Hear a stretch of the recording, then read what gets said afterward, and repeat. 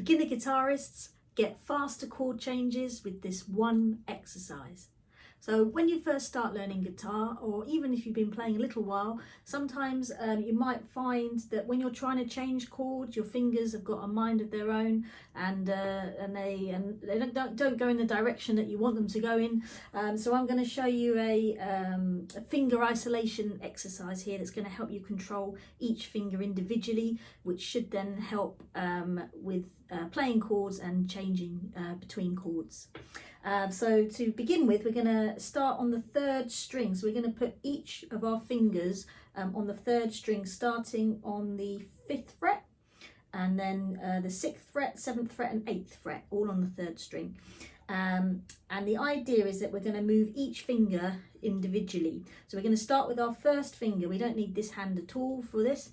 We're going to bring our first finger up to the 6th string, and then down to the 1st string, and we're going to do that 10 to 20 times on each finger, nice and slowly. You don't want to rush through this, and you also want to make sure that your hand stays nice and central. You don't want it rocking backwards and forwards. You want to keep it as central and square on as possible, and just bring your finger to the 6th string and then the 1st string, and do that 10 to 20 times. Don't strain yourself. If you're feeling pain, then stop. And then once you've done your reps, you bring that back to the 3rd string, and then we're going to do the same with the 2nd string. So keep all your other fingers down, just move your 2nd finger. So we're going to go to the 6th string and then to the 1st string. Now you might find that you can't reach the 6th string. If it's too much of a stretch, then it's fine to go to the 5th string until you build up that flexibility. But if you can get to the 6th string, great.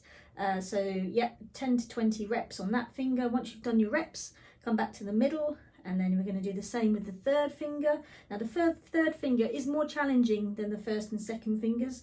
So that's going to come to the 6th string, and you're going to feel it really pulling when you go to the 1st string, but the more you do this, the easier it becomes and the more control you'll have over your fingers.